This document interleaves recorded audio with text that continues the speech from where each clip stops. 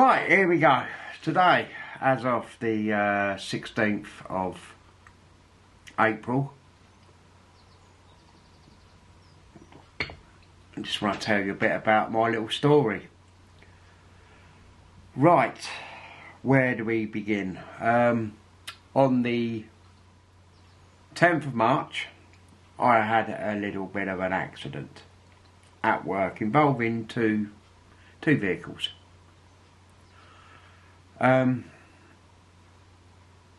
Nothing was done at the time. All they wanted me was to get back in the truck, another truck, and load the flight up and go and do the next flight. So being that, done that, gosh. Then about a week and a half later, I had another little bump. Nothing major, just a backlight. So I was thinking, hold on a minute, I haven't heard anything after ages and ages. I hadn't heard nothing. So I thought, I've got away with it. No, bosh, let her come. Disciplinary hearing on the 3rd of April. This month, last month, just gone. Oh dear me. Union met in the meeting. Final written warning. £6,000 worth of damage. Didn't mention the second little incident. So I thought I've got to be careful here. So then on the 5th of April, one of the managers came up to me and said, I need to talk to you about your little accident that you had. The second one. So, I thought, oh dear. Anyway, a couple of hours later, I spoke to the manager and said, look, do you know about my final written warning that I had? He said, no. I said, well, for this second one, you're going to give me a warning, whatever. So that's me gone, dismissed, sacked, kaput, gone, bang, bosh. He basically said, yeah, you probably will get a warning for that.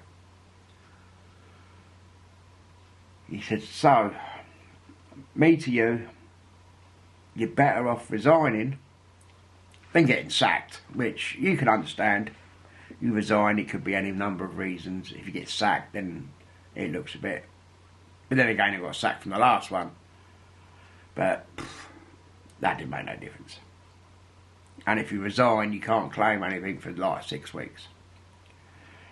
But if you get sacked, you can claim straight away. So my next move, the next day on the 6th of April, wasn't starting till midday. What'd you do? Phoned in sick. Stress. You can get a week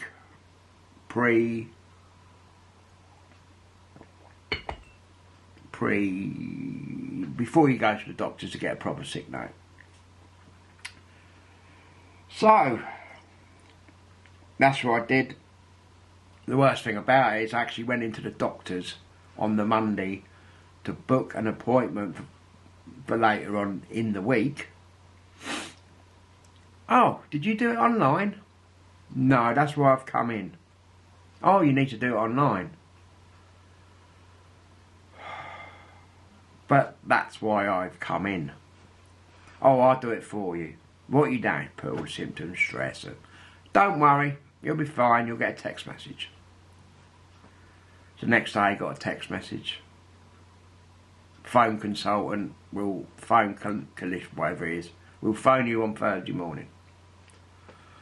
And I'm thinking, hold on, how can he or she possibly know what you're looking like, you're feeling like, without a face-to-face appointment? Anyway, where was I? I totally lost track of where I was.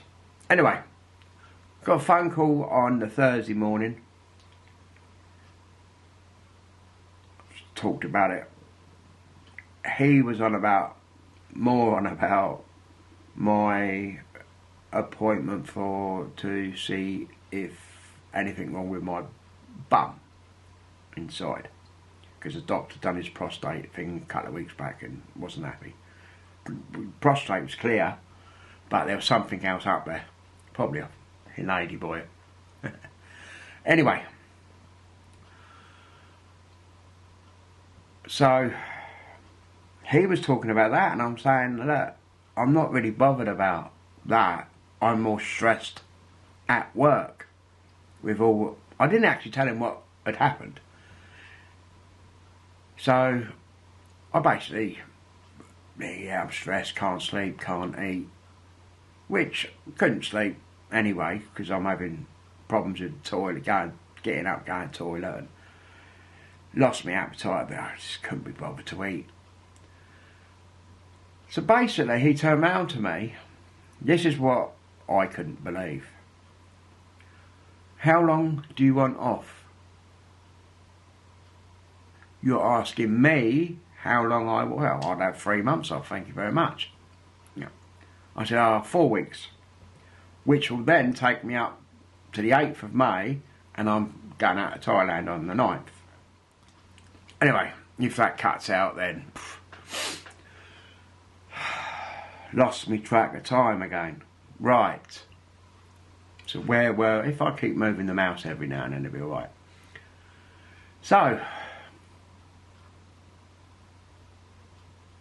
he signed me off for 4 weeks. Stress and anxiety and ongoing investigations with, he'd give it a word, but Kono, whatever. So I sent it off. At this moment in time, on the 16th, I've checked my work day, which is a thing that you go on and check how many hours you've done and how much you get paid and how much overtime we've done, blah, blah, blah. So up until, well, the end of this week, I'm fine. Obviously I didn't get my first 3 days off paid. That's just the way it is.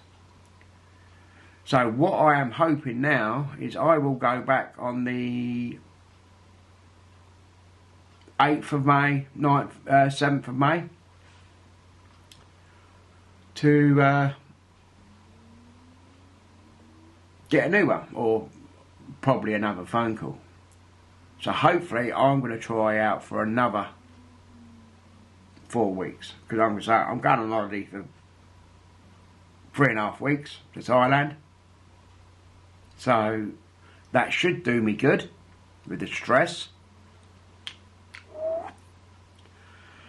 Should do me good with the stress. So we can only wait and see, but I'll update you on that anyway. With work-wise, they phoned the other day, I didn't answer it, then they text to see how I was, but I'm stressed. How can I possibly answer that? So then, what's going to happen next is you don't know, but with work and the sick pay, the sickness, I'm basically going to keep going sick as long as I get paid. That's what I'm bothered about. If they turn around after this week or next week or at the end of the thing on the 8th of May and sack me or sack me before, which they can because I've only been there less than 2 years. But normally in this case, when you're off sick, then they'd give it a bit longer, and plus, because of my second incident, they have to wait, in theory, for me to return to work to give me that second disciplinary, which would be a warning and then dismissal. They can do it with you not being there, but it's very rare, so I've read. So my understanding of it is that they will wait until I return. but I'm not going back. Right, got it so far? Good.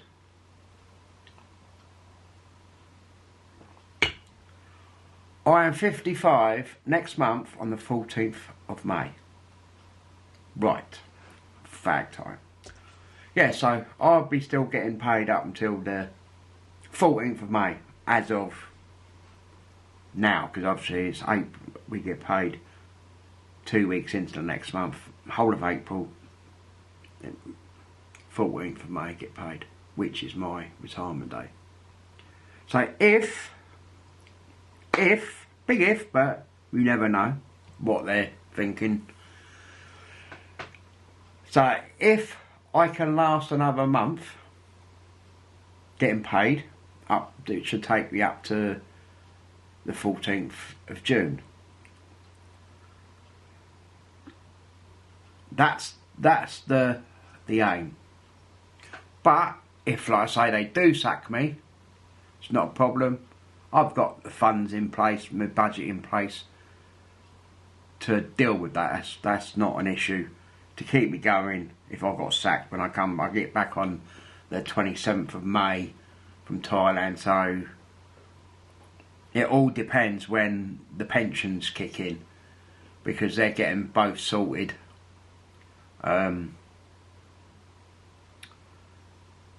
Bang on the 14th of May. The Tesco one, they're starting it on the 14th of May, but they're saying it could take 4 weeks. Same with Legal and General, they're going to get the information and the funds into my account before the 14th of May. So it could take 4 weeks, it could take 5 weeks, it could take 6 weeks. But if it is the end of June, then I'll be okay, because I've got a contingency plan. It may not be a great one, regarding to keep me going. I've got credit cards, which I don't like using, but when I get that 25% from the pensions, bosh, just pay them off. It's not going to be a great deal, couple of grand. That'd be it. That's all I'm spending on credit. Just a couple of grand. It's just to tide me over. So that is all a waiting game at the moment. In myself, I feel fucking great. The only problem was to try to transfer out my Tesco pension, because it was a defined benefits, which is a final salary one. You need legal advice, which they wanted to charge me £1,100. And then as soon as I said I'm moving to Thailand, they went, no, can't help you. And then the other firm I tried, they wanted, I think they were going to charge it minimum 3 grand, which they would take out of my pension if they agreed it was in my best interest. Which, with the other one, I thought, they're not going to do it, they're going to keep it there. Why would they want to take money out of the country? Why? Keep it in the country. That's the main reason they don't. I thought that when you're retired, you take your money and go and live by the coast in Spain, or, well, I mean, in my case, Thailand. They don't want you to do it. The money's going out, you're spending money out of the country. They don't want that. That's why the government brought the law in, to stop people going to spend their money abroad rather than over here. I will have a budget that I will have to stick to. But what I've learned over the last 27 years of going to Thailand is I'm going to be living mode and not holiday mode. I know it's hard, I've tried it before and I failed. It's so hard. But I failed last time because the fact that it's had to, I went to do when I got made redundant from Tesco, I tried to do the teaching like out there. Nah, I fucking lasted fucking 4 days out there. Oh, nah, this ain't. The problem then was you had to think in your head, I've got to get a job after this, I've got to work to earn money to live here. And I just thought, it's not a guarantee, is it? But with this, it's a guaranteed figure every single month for the, well, up until I'm 67. Then obviously the Tesco pension is for life, so that carries on. The other pension I've got will stop at 68. Hopefully it'll be 67 when I can claim my pension, but they're on about changing it, and they're on about it could be up 2037, or it could be another year. So I'm not risking it. I've done up to 68 with £1,000 at the end of it, just to cover that between you apply for your pension, when you qualify for it, and they're saying 5 to 6 weeks until you actually get your government pension, which to me is wrong, because they should be working it out before you're 67 or whatever age it is.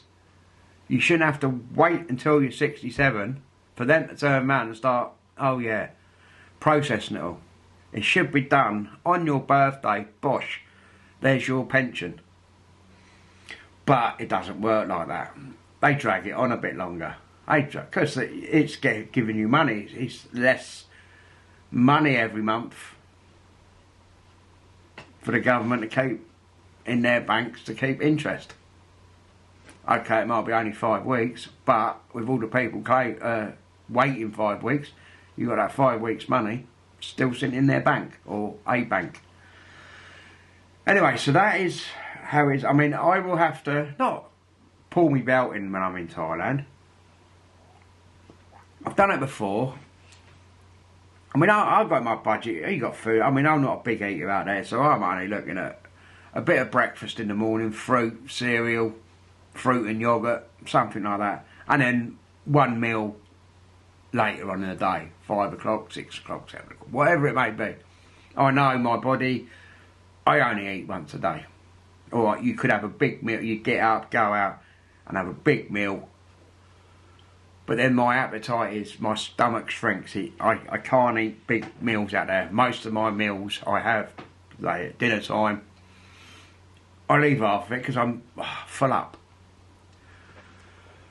I've budgeted for beers every day. Okay, it may only be 5 or 6, depending on what bar you're drinking or what bar you go to, but I don't want to be going there every day. A beer with your drink, say, a meal with your drink, a drink with your meal, 2 drinks with your meal. Pop out, may have 1 or 2 locally. I don't know. But if you don't have 4 beers one day, you got them 4 beers for the next day. Or you can work it out, right, I'm going to have 1 beer a day, Monday to Thursday, bosh. It's it on the Friday, say, go and have a good old. But, because you live in there, I don't do that back here. So, I shouldn't be doing it out there. But you can let your hair down once a week, or every second week going out. But I've been there, seen it and done it. I know what it's all about. I know that. I've done it, I've been there, seen it. Got the t-shirt, read the book. Could have written a book, the adventures I had, especially the 18 months I spent out there on Koh Samui. 18 months I stayed in 3 nights, drinking every single day. I think if I'd have been there any longer, it would have killed me. But thankfully I ran out of money and had to come back. Which done me good. Joined Tesco, bosh, and this is the pension that I've got now. Right, that's it for now. I will give you an update as to what's happening. Ciao for now.